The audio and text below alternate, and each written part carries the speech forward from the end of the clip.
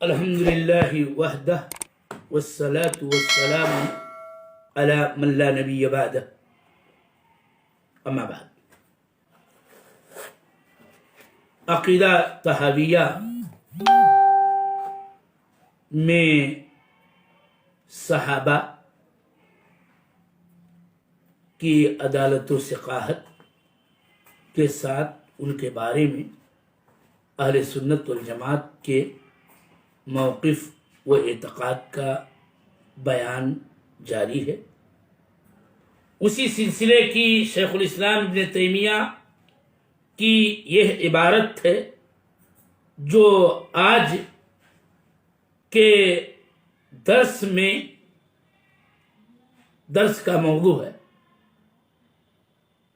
پہلے ہم عبارت آپ کے سامنے پیش کر رہے ہیں. قال الحافظ ابن تیمیہ رحمہ اللہ وَيُقِرُّونَ بِمَا تَوَاتَرَ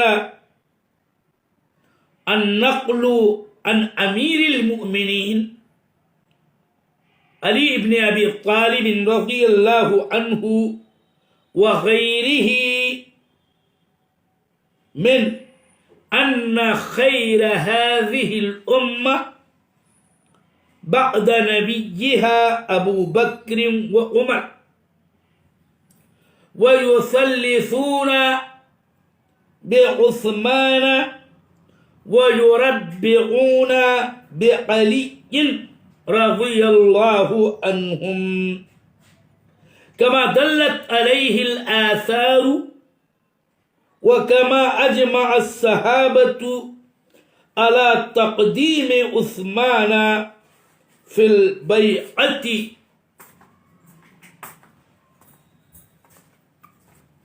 آج میں اسی قدر شیخ الاسلام ابن تیمیہ کی کتاب کے متن کا ترجمہ کر رہا ہوں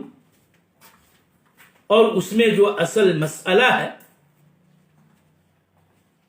اختصاراً بطور توضیح آپ کے سامنے پیش کرنا چاہتا ہوں. پہلے ترجمہ سماعت فرمائیں. شیخ الاسلام ابن تیمیہ رحمہ اللہ یہ کہہ رہے ہیں کہ اہل سنت والجماعت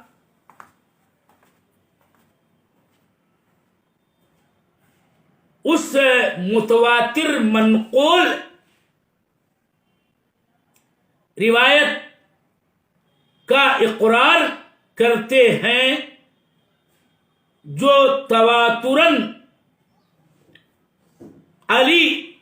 ابن ابی طالب امیر المومنین رضی اللہ عنہ اور ان کے علاوہ سے منقول ہے. یعنی اس امت کے سب سے افضل، اس امت کے نبی کے بعد ابو بکر و عمر ہیں. اہل سنت والجماعت تیسرے نمبر پر عثمان رضی اللہ تعالی عنہ کو رکھتے ہیں. یعنی اس امت کا تیسرا سب سے افضل عثمان کو مانتے ہیں اور چوتھی ترتیب پر فضل میں علی رضی اللہ تعالی عنہ کو قرار دیتے ہیں. اللہ ان تمام صحابہ کرام سے راضی ہو. یہ ہے اہل سنت کے جمہور کا اعتقاد و موقف ہے اور اسی پر آثار و روایات دلالت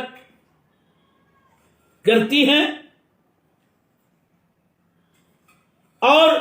صحابہ کرام کا اس بات پر اجماع ہے کہ عثمان رضی اللہ تعالی عنہ بیعت میں مقدم ہے، یعنی علی رضی اللہ تعالی عنہ سے۔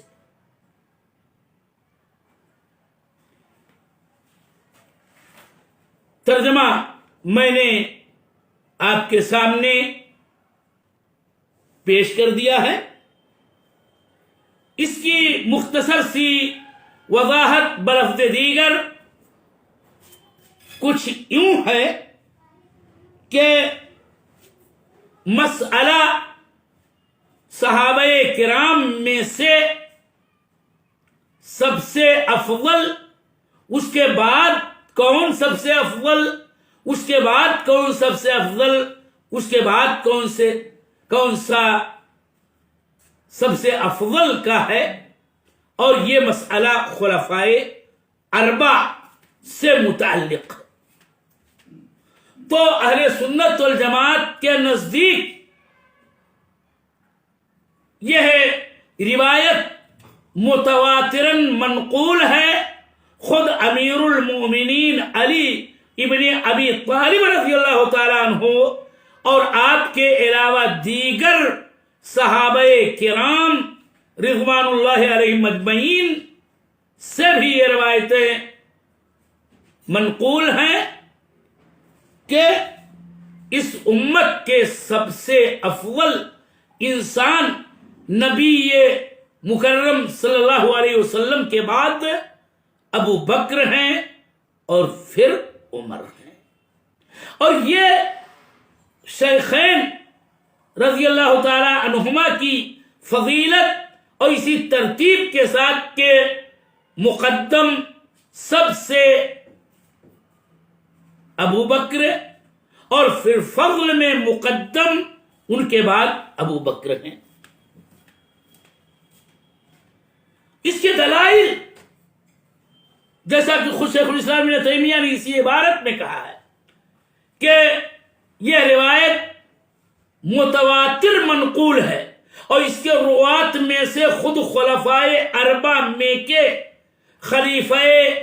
چہارم راشد علی رضی اللہ تعالی عنہ ہیں، اور ان کے علاوہ بھی ہیں کہ خود علی رضی اللہ تعالی عنہ بھی یہ کہا کرتے تھے کہ خیر هذه الامہ بعد نبیہا ابو بکر و عمر، کہ اس امت کے سب سے افضل نبی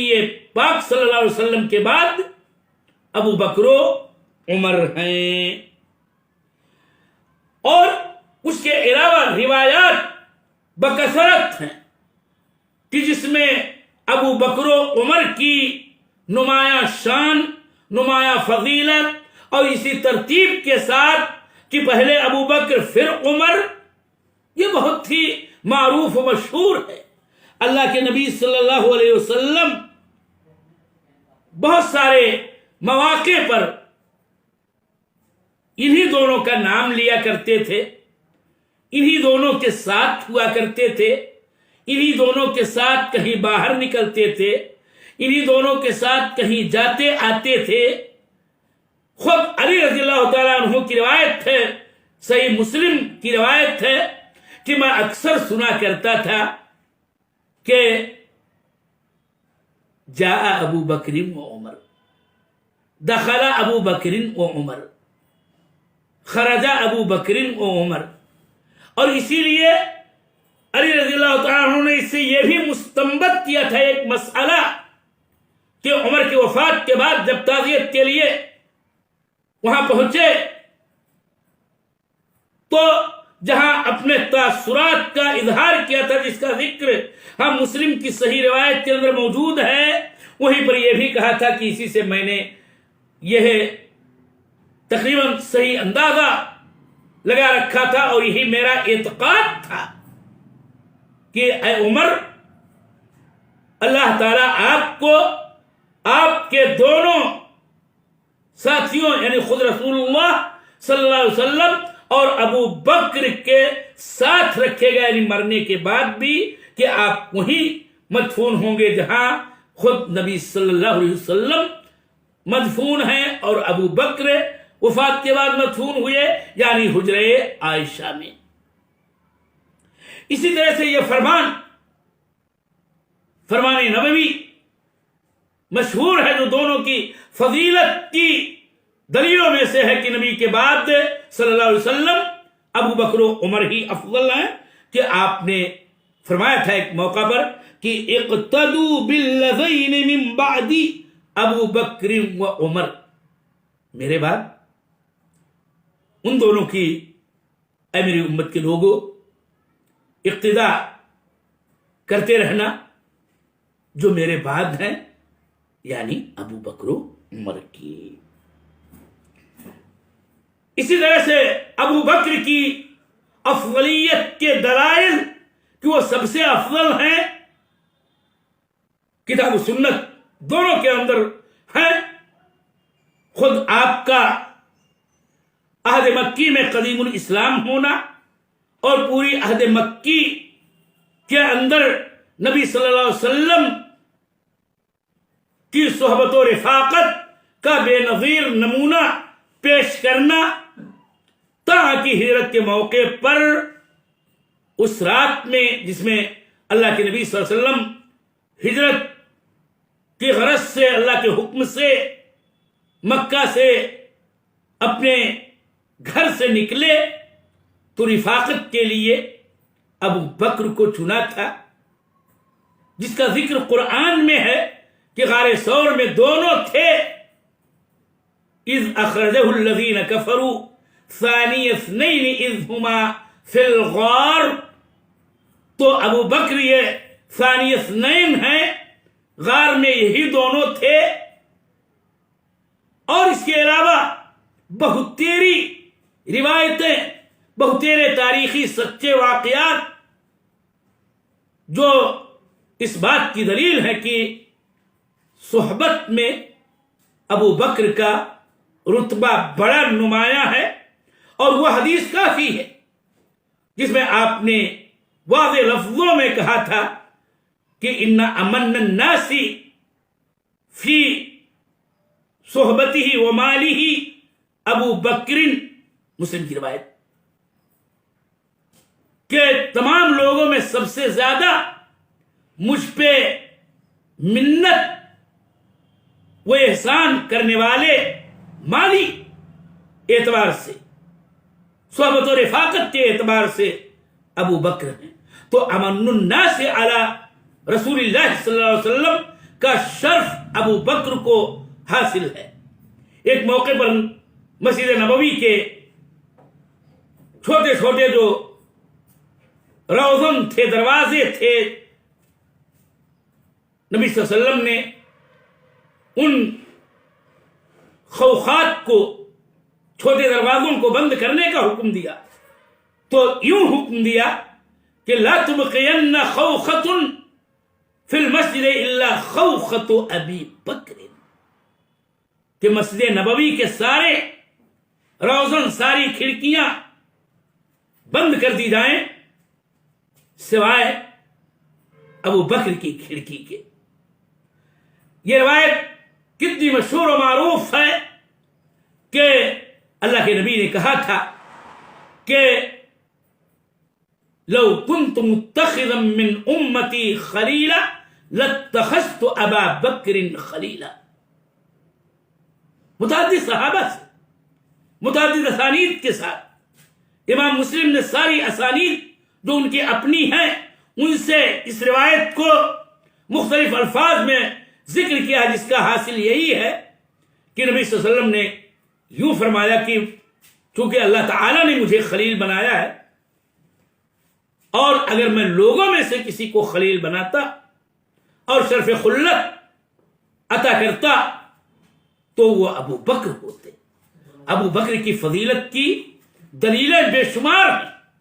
اور عمر رضی اللہ تعالیٰ عنہ کے فضائل میں احادیث کئی ایک وارد ہیں، جس سے یہ پتہ چلتا ہے کہ فضل اور مدح و منقبت میں، مقام و رتبے میں دوسرے نمبر پر عمر رضی اللہ تعالی عنہ ہیں، اور اسی لیے تو پوری جماعت صحابہ نے وفات نبوی کے بعد ابو بکر کو خلیفہ بنایا اور آپ سے بیعت عام کی، تو ابو بکر نے اپنی زندگی ہی میں عمر کو خلافت کے لیے نامزد کر دیا، اور امت نے آپ سے بیعت کی، بیعت عام ہوئی انہی کے لیے، اور کسی معمولی بھی کسی بھی نوع کے تخلف کا کوئی ذکر نہیں آیا، گویا پوری امت صحابہ اور اس دور کے جو تابعین رہے سب کے سب خلافت عمر بعد ابی بکر پر متحد تھے، متفق تھے، ان کا اجماع تھا اس پر، اور ان تمام روایتوں و احادیث اور تاریخی وقوع سے یہ بات سامنے آتی ہے کہ نبی امت کے بعد سب سے افضل ابو بکر و عمر ہے۔ شیخ الاسلام ابن تیمیہ نے یہاں پر اہل سنت والجماعت کے منہج و موقف کو بیان کرتے ہوئے یہ کہا کہ وہ یثلثون بعثمان، یعنی فضل و شرف میں اہل سنت والجماعت عثمان کو تیسرا درجہ عطا کرتے ہیں کہ ابو بکر و عمر کے بعد، شیخین کے بعد خلیفہ راشد دوم عثمان ابن عفان ذو النورین رضی اللہ تعالی عنہ ہیں۔ وَيُرَبِّعُونَ بِعَلِي، اور اہل سنت والجماعت طائفہ ناجیہ، فرقہ منصورہ، اہل الحدیث، جمہور اہل سنت ابو الحسن علی ابن ابی طالب رضی اللہ تعالی عنہ کو چوتھے مقام پر رکھتے ہیں، فضل و شرف اور مقام و مرتبے میں صحابہ میں، اور یہی سب سے صحیح عقیدہ ہے، اور اسی پر آثار و روایات کثیر تعداد میں ہیں جو اس کے لیے دلیل ہیں، اور یہ بات بالکل طے ہے کہ صحابہ کا اس بات پر اجماع رہا کہ خلافت میں عثمان کو علی پر مقدم رکھا، کیونکہ عمر رضی اللہ تعالیٰ عنہ نے زخم کھانے کے بعد، جس میں آپ کی شہادت ہوئی، آپ نے خلافت کو 6 صحابہ کرام جو السابقون الاولون من المہاجرین میں سے تھے شورا بنا دیا تھا، اور یہ کہہ دیا تھا کہ تم 6 اپنے میں سے جس کو چاہنا خلیفہ بنا لینا، اور یہ وہ لوگ تھے کہ اللہ کے رسول صلی اللہ علیہ وسلم کی وفات ہوئی اور ان سے اللہ کے رسول صلی اللہ علیہ وسلم راضی تھے، اور اس شورا نے بالآخر عثمان رضی اللہ تعالی عنہ کو خلیفہ بنایا، اور ان کی خلافت پر سبوں نے بیعت کی، اور اس طرح سے یہ فیصلہ شورا کا تھا کہ جس پر تمامی صحابہ نبی رضی اللہ تعالی عنہم نے اتفاق کیا، اور یہ ان کا اجماعی فیصلہ ٹھہرا۔ اس دور کے تمامی مسلمانوں نے، بالخصوص صحابہ کرام اور تابعین اعظام نے جو اس دور کے تھے، سبوں نے آپ کے دستے حق پرست پر بیعت کی، اور اس طرح سے صحابہ کا اجماعی فیصلہ تھا، جس سے یہ بات جھلکتی ہے واضح طور پر کہ فضل و شرف میں عثمان رضی اللہ تعالی عنہ شیخین ابو بکر و عمر کے بعد، اور علی ابن ابی طالب رضی اللہ تعالی عنہ سے مقدم ہیں۔ اسی سے متصل اور دیگر اہم اور ضروری باتیں اور اہل سنت والجماعت کے موقف کو متفقہ اور مجمع علیہ موقف کو کل بیان کیا جائے گا،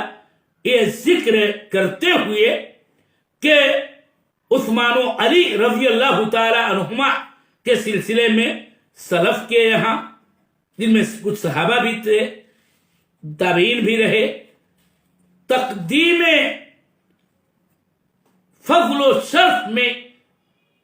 تھوڑا بہت اختلاف ہے، لیکن اس کا خلاصہ پیش کیا جائے گا کہ بطور خلاصہ معاملہ یہی ہے کہ عثمان علی پر مقدم ہے، جبکہ اس نقطے میں کوئی اختلاف نہیں رہا ہے صحابہ کے درمیان کہ احق بالخلافہ عثمان رضی اللہ تعالیٰ عنہ تھے علی کے مقابلے میں رضی اللہ تعالیٰ عنہ اجمعین، وصلی اللہ علیہ وسلم۔